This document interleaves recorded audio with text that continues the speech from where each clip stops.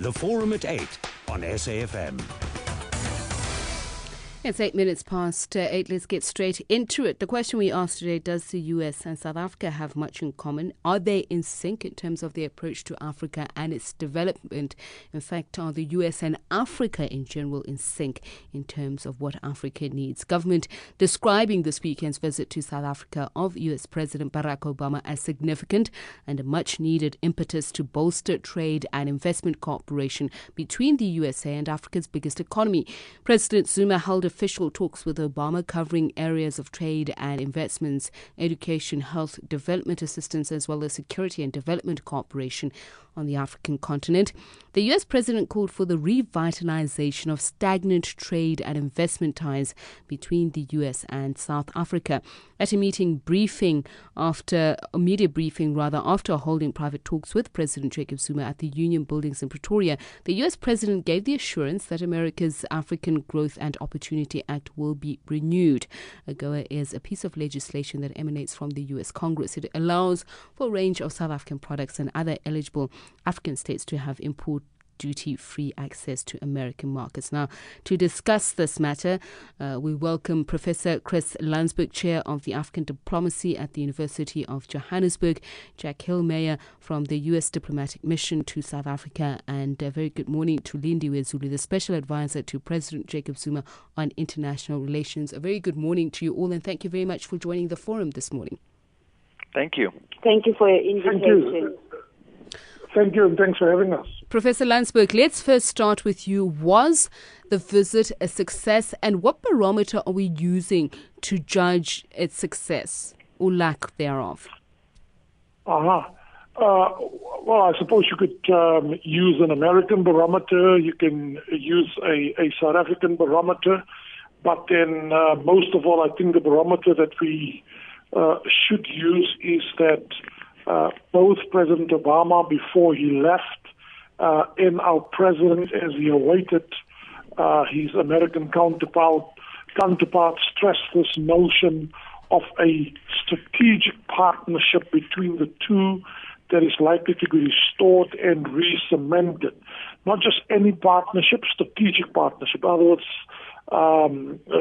singling out South Africa for a special relationship. I must say that given all the furore and potential for major protests and so on, for the Americans, they probably feel it was a public relations success. They got out what they want. They got out their messages.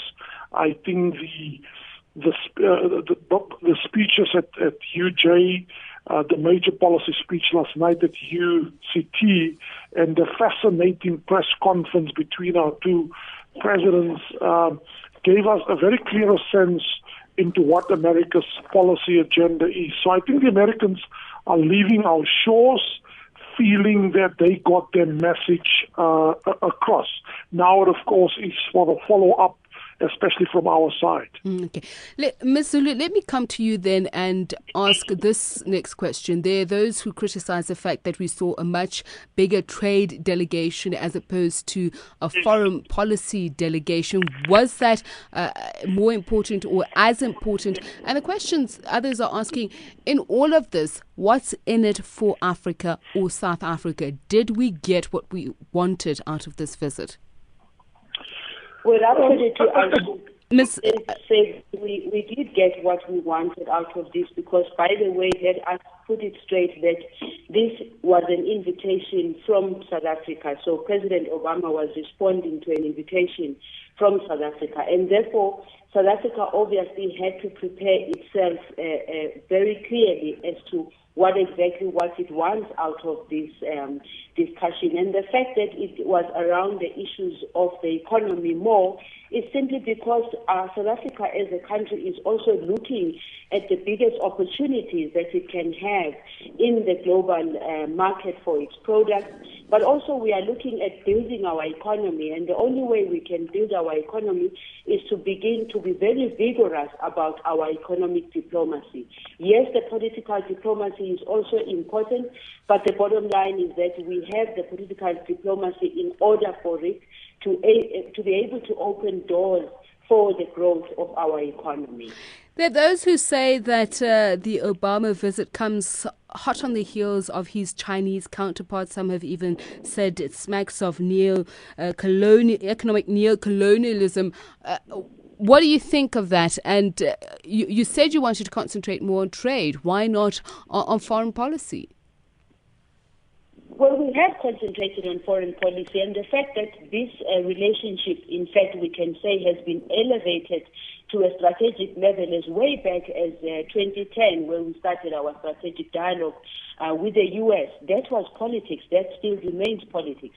And the fact that even within the discussions, even though the focus is on the economy, a lot of political discussions took place between the two leaders, but also took place between the officials that visited in this delegation. And so I think that there was a balance between the two. However, as I already said, it is important for us as South Africa to wake up to the realities of today in as far as our own internal challenges of building our economy, of creating jobs, of improving the lives of ordinary people. It means, therefore, we need to really look very strategically towards the building of our economy. And if the United States, as we very well know, that our economy grows by ensuring that we sell our products to the United States. We need more and more of that open. We also have the AGOA, which we're talking about, which Chris has just spoken about. It's an important element for our economy. And the fact that the Americans are considering not renewing it, we needed to have an assurance that AGOA was going to be discussed, and obviously President Obama said, look, this, as far as he is concerned, he's going to do the best he can to make sure that it's extended. But at the end of the day, that is also dependent on the Senate in the United States. Mr. Hillmeyer, I will come back to the issue of AGOA and why, contrary to the reports that we've received, or certainly what people are reading into it, that it was a firm commitment. Ms. Zulu here says that he said he is considering it and he'll do the best that he can. But of greater importance, she used the word reality. And the reality I'd like to flag here is the Secretary of State, John Kerry, testifying before the Senate Foreign Relations Committee, recently says we have a lot to do. China is now significantly out-investing the United States in Africa. Is this why the U.S. accepted the invitation of South Africa to come here? And why did it take so long? Why did Barack Obama wait until his second term or tenure to visit South Africa, to do a proper Africa tour? Well, thanks very much. And let me first of all state that on behalf of the government and the White House, we're honored to be received so well here in South Africa with the South African government and the support of all sides of the South African government. It's been a tremendous visit, and the President is about to be wheels up on his way to Tanzania in a few moments. But it's been a wonderful trip as far as the White House is concerned and all Americans. And I think the most important part that you can take from President Obama is in his remarks last night, where he talked about that we're going to up our game in Africa. He's talking about future growth here, bringing together business leaders from Africa and America together to deepen our engagement. He really came here with the message of this is a time of promise and America wants to be involved. But more importantly, we want to be involved as equal partners in this. His message in all of his public events has been about moving forward beyond the simple provision of assistance, foreign aid, to a new model of partnership, a partnership of equal that focuses on African capacity to solve African problems. And our effort is going to be focused on supporting that effort. And in the three signature areas he's talking about food, he's talking about trade, and he's talking about Power Africa, which is what he's going to announce today in Tanzania. Each one of those are public-private partnerships that he's going to be focusing on to bring the private sector to bear on this as well. The Forum at 8 on SAFM. We continue with the Forum at 8, taking your calls on 0891 104 208. Stelo in Port Elizabeth, South Africa is in sync with the US. That's what you say. South Africa is in sync, my lady, with the US. One, South Africa is beginning to realize that jobs and economic growth cannot be dependent on national fiscus from South Africa or from donors at an international level. But economic relations are now a key factor going forward for South Africa to develop. And I think South Africa in that direction is in sync with America. You must remember that America is not coming out here without its own problems. America is coming here when the economy in America is depressed. They are looking for areas of investment. They are looking for areas of job creation. I suspect the majority of the 7 billion rand that has been announced will be spent through job creation in America and the export of panels. But I want to say this lastly. Very quickly, Stella. I commend President Zuma. He held his own excellently in the press briefing. I am expecting the press to be talking lot more about him and the manner in which he held his own in the press conference. All right, thanks, Stella. Michael in Cape Town, we're not in sync with the US, is that what you're saying? Yeah, I'm saying we're not in sync at all. I'm saying the first thing to say is that there's no shame in America being here for its own interests. In fact, South Africa should also, and all nations are there for their own interests, and there's no shame in it, and everybody seems to have this thing about America being here for its own interests. Secondly, I don't think they should even bother with Africa, and especially South Africa. South Africans are so rabidly anti-American. The minute he turns his back, President Obama, we're back to the old square one, anti-American. And Professor Lundberg is the main culprit.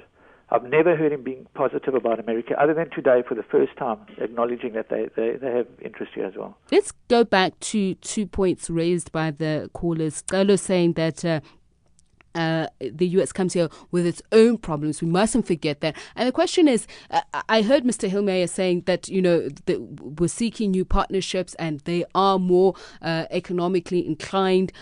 Are we equal partners? Can we afford to be equal partners? And how will those be structured given what some say will be the ideological differences in terms of economic outlook? South Africa following or wanting to follow the developmental agenda that it is. So I'm going to answer your questions, but I also want to get back to the caller who said, Michael, who said, I remain one of the main culprits, and sad to say to Michael, I intend to remain one of the main culprits, being critical of America's engagement of Africa. But we'll get to that in a moment. Few countries in Africa is in the position that South Africa is, that it can articulate an independent, autonomous foreign policy. I'm not saying a bellicose, criticize everything that every other country in the world does. And here is the fundamental question that I really want to put on the table, and I wish and I hope Ambassador Zulu will respond to that. And it comes back to your point about the economic versus the foreign policy agenda. Did we seize the moment as South Africans, whose legitimacy and status as a leader in Africa derives in the main from this perceived great role and important role that we're playing in Africa? Did we seize the moment to articulate a comprehensive African agenda ranging from the security to the stability to the cooperation and of course to development? But are we equal partners? Few countries are in South Africa's strong position where we can differ vehemently with America. Incidentally, if there were more disagreements between Presidents Obama and Zuma, I don't think that would have meant that it was an unsuccessful visit for either of them. On the contrary, I think it would have shown that the two of them can disagree over major issues. Now, finally, it's a episode because I don't want to go on too long about this one. Let me say this to Michael. It is in the DNA of the politics of this country that we believe in peaceful resolution of conflicts. I would continue to stress that America must learn to respect multilateralism more. I would continue to stress that America should give diplomacy a chance. It is in America's interest to help to strengthen Africa's continental and sub-regional bodies. Aid here has as much a role to play as trade, and so the list goes on. So what I'm appealing for, in a sense, is South Africa, show more guts. Don't be timid. The Americans respect you as a partner, but that means that you are in a position to rise to the occasion and air your views and fit in your voice. You know, Ms. Zulu, President Obama speaking at some point, although he did clearly say he's not speaking about Pretoria, saying that sometimes countries want to have greater influence, but that comes at a cost, and that means bearing the costs of that decision-making power. Professor Landsberg referring to that, the whole issue of a partnership. President Zuma saying that, you know, South Africa does contribute the biggest market in Africa for the US, but that also comes with the responsibility that Professor Landsberg is talking about here, being able to speak your mind about foreign policy issues and sticking to it. Yeah, absolutely. South Africa, the issue of Africa actually was on the agenda. And by the way, we are Africans too. We are on the African continent. So this issue came up and there was quite a lot of robust discussions around that. Firstly, in relation to what Chris is saying, that America needs to also respect the decisions that are taken by Africans. America also needs to respect the positions on which Africa decides on dealing with issues in the continent. While we, of course, say that African solutions to African problems, that does not necessarily mean that we want to shut out the world from assisting where the world can. All we're saying that we need to work towards being equal partners as far as we possibly can.